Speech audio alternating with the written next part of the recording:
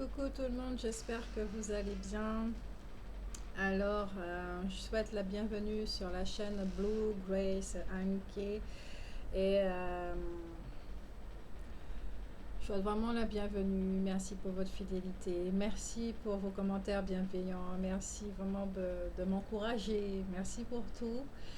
Et puis on continue sur cette lancée des flammes jumelles. Je me suis lancée, je n'ai pas effacé les vidéos. Il y a cette peur qui est là, voilà, de pouvoir s'exprimer sur le sujet. C'est pas du tout évident. Autant pour les guidances, je suis très à l'aise, mais sur ça, voilà. Donc, on a parlé du dire honneur. Je dis bien dire honneur, hein, ok. J'arrive pas avec ces termes-là, mais je peux pas en trouver d'autres. Euh, Dire honneur pour... je vais en chercher d'autres d'ailleurs. Pour son mécanisme, d'accord, savoir comment il fonctionne, l'escargot et tout. Par rapport au faux self, d'accord. La première vidéo était sur le relationnel et j'ai reçu beaucoup plus de messages par rapport à celui-là. Et je comprends pourquoi, parce que bon, les deed chasers ont vraiment besoin de comprendre comment l'autre fonctionne. Et j'ai reçu deux commentaires très intéressants.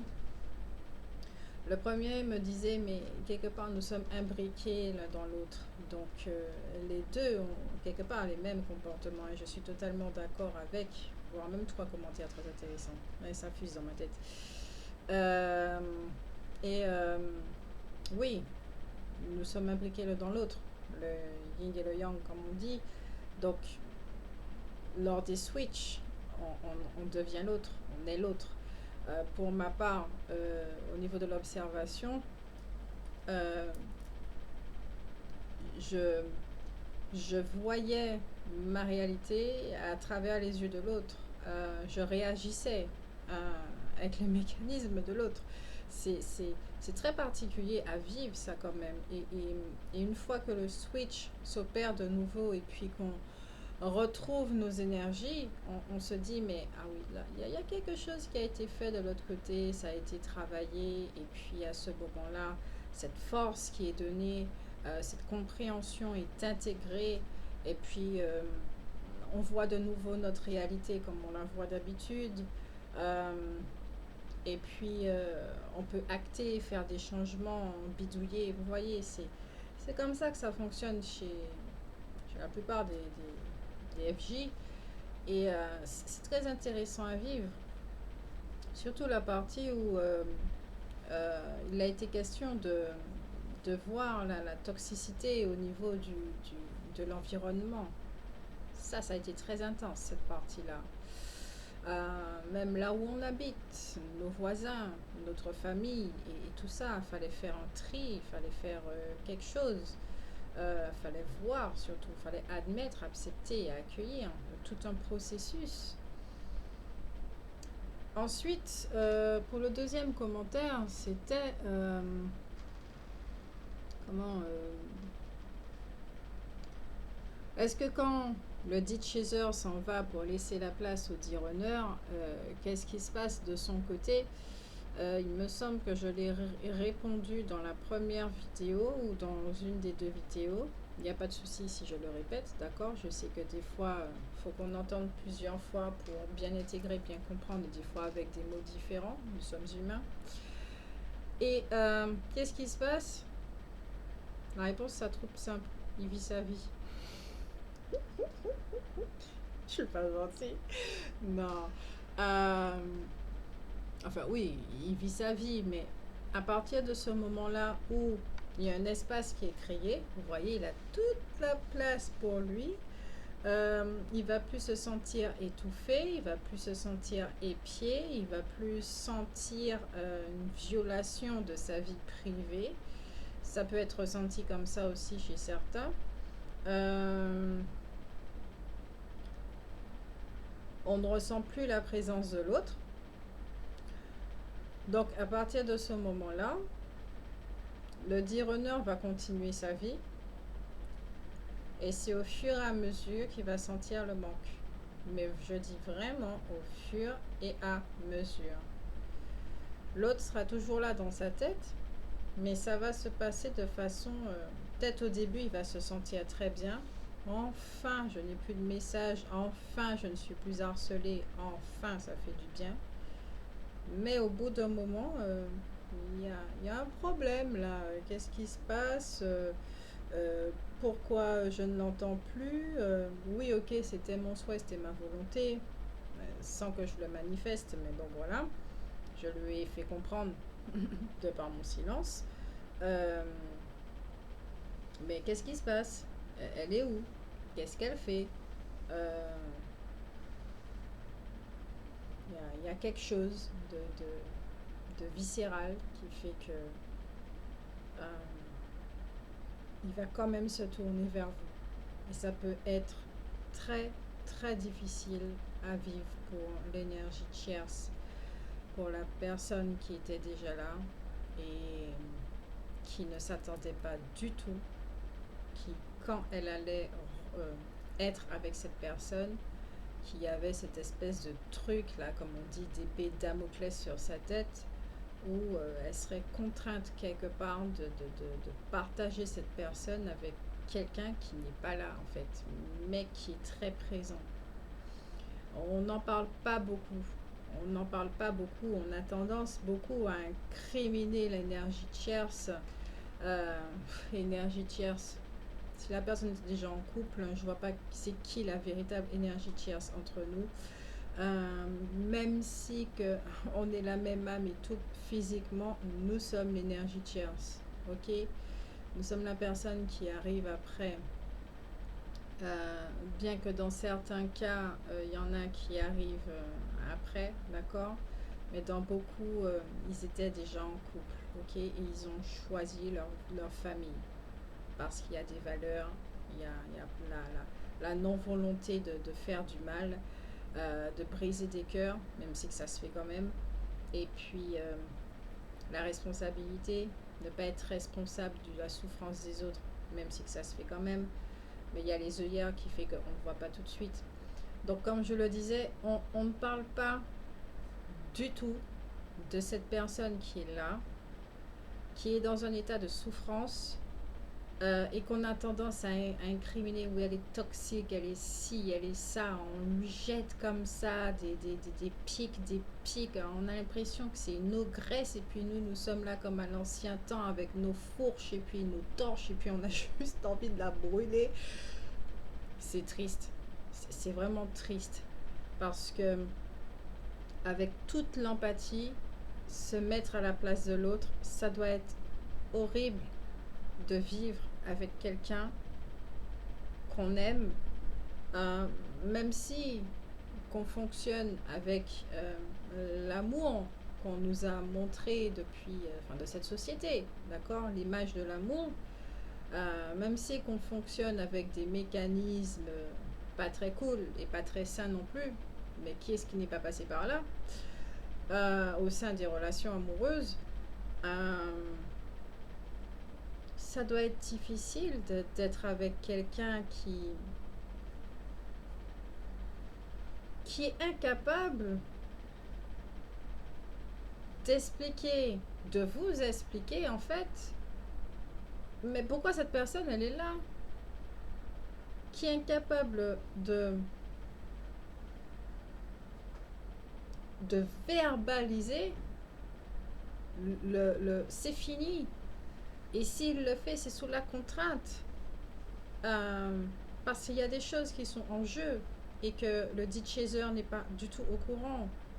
Mais ça doit être hyper difficile. Imaginez, mais même en tant que femme, des fois c'est les hommes, mais la plupart du temps c'est en tant que femme. En tant que femme, on peut se comprendre quand même. On peut se mettre à la place d'une autre femme. C'est pas comme si on n'avait pas déjà vécu ça, l'infidélité. Déjà l'infidélité en elle-même, sans que ça soit une relation sacrée, mais c'est horrible à vivre. Parce que là, c'est une autre femme qui fait du mal à une autre femme. Mais autant, bon, soit notre partenaire va partir avec cette personne, vivre son histoire, il nous largue, etc. ou soit il reviendra au sein de la relation, mais la confiance, elle est brisée. Mais imaginez, si c'est une relation sacrée et que on a beau faire pour se débarrasser de cette personne-là, mais elle est là. Et même pas physiquement, mais sous un autre plan. Imaginez si l'autre personne a quand même un minimum de sensibilité et qu'elle peut ressentir que l'autre personne elle est en train de fuir, qu'elle essaye de s'évader dans son travail, dans son truc. C'est le partenaire quand même, on connaît le partenaire, on sait quand ça va pas. On est là en train de nous ronger le sang de mon Dieu, mais il pense à l'autre. Mais je ne peux pas le quitter parce que pour l'instant je suis dans l'incapacité de le quitter. C'est au-dessus de mes forces parce que j'ai envie de le garder, j'ai envie de vivre cette histoire. J'ai toutes mes raisons par X plus B. Peut-être qu'il y a des enfants, peut-être qu'il y a plein de facteurs qui font que. Et, et, et ça doit être horrible à voir ça, à vivre ça pour l'autre personne. Euh,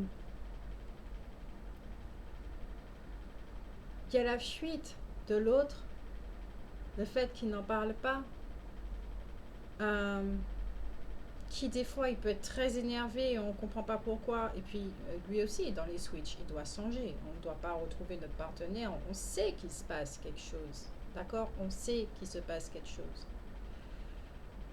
Et quand il y a aussi des rendez-vous pris en cachette, comme ça de temps en temps, pour vous voir,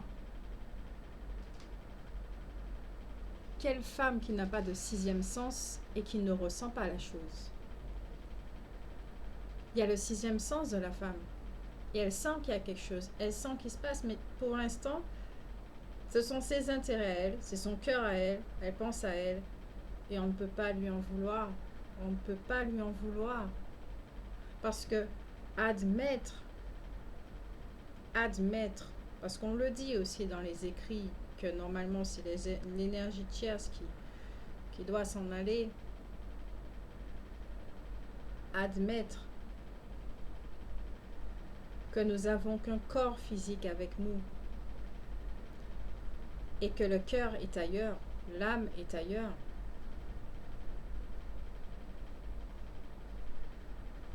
C'est une souffrance sans nom. C'est, oui, vous allez me dire, elle va travailler sur elle, la blessure de la trahison, rejet, abandon, humiliation, injustice, tout ce que vous voulez.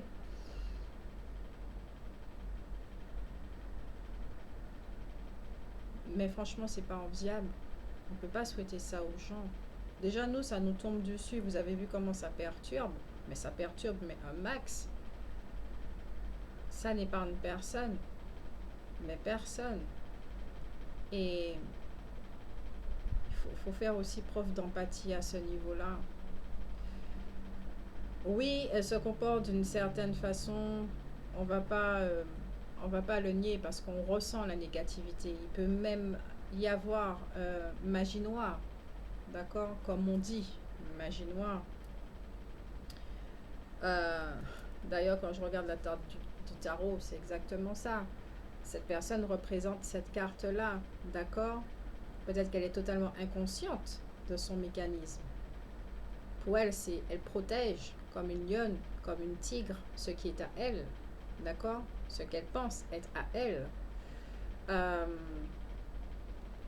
et qu'elle est capable de tout, pour pouvoir garder ce qui est à elle.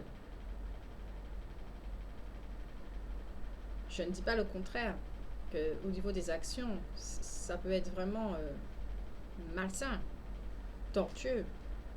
Il n'y a pas d'autre mot. Mais en toute sincérité, je préfère.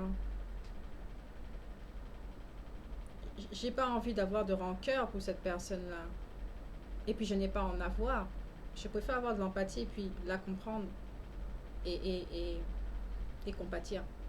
Avoir de la compassion. Euh, Avec cette autre personne, le dit chaser va très souvent la voir dans ses rêves. D'accord? Il peut y avoir des rencontres avec cette personne-là, mais qui va vraiment monter son véritable visage. C'est-à-dire que c'est elle qui porte la culotte, c'est elle qui dirige le couple, d'accord? Et elle fait tout pour, dès que l'autre se rapproche de nous, quand elle est dans le rêve, vous allez me dire si ça vous parle aussi, si ça arrive à certains. Euh, Dès que l'autre s'approche de nous, mais elle, elle rapplique direct. Elle peut sortir de nulle part. Elle arrive direct. Et elle surveille. Elle surveille. Elle peut mener la discussion.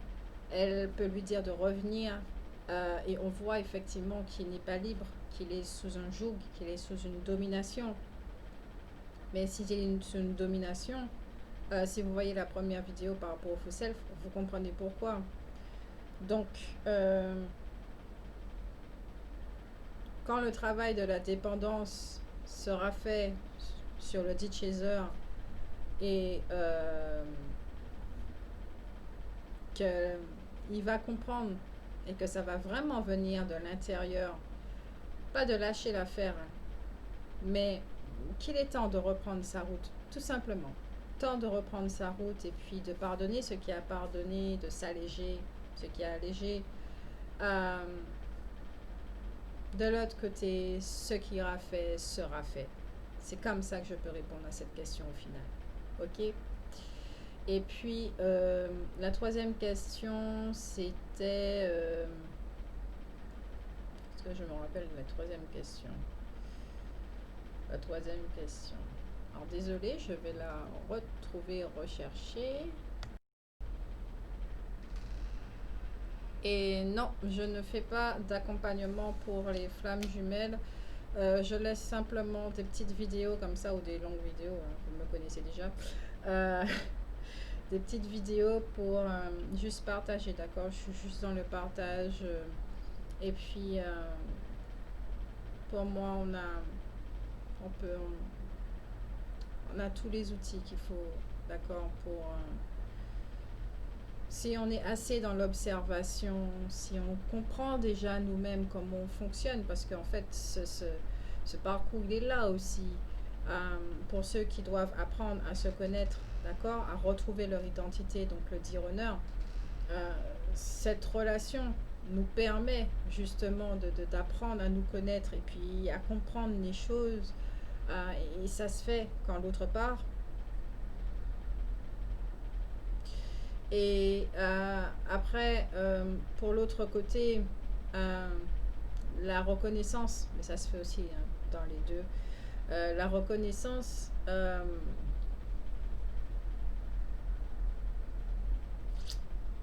c'est une lumière magistrale où il faut reconnaître, il faut vraiment reconnaître ce qui est. Il faut reconnaître ce qui est. Donc, non, je n'accompagne pas. C'est pas mon rôle. J'ai pas envie de le faire. Et puis, il y a déjà assez de thérapeutes comme ça par rapport à ça. Après, c'est vrai que bon, quand j'aurai mon diplôme au niveau de la psychologie, peut-être éventuellement, je vais cogiter là-dessus et puis je vais voir avec mon guide également. Mais là, pour l'instant, non. D'accord? Donc, là, c'était une vidéo pour répondre à vos questions.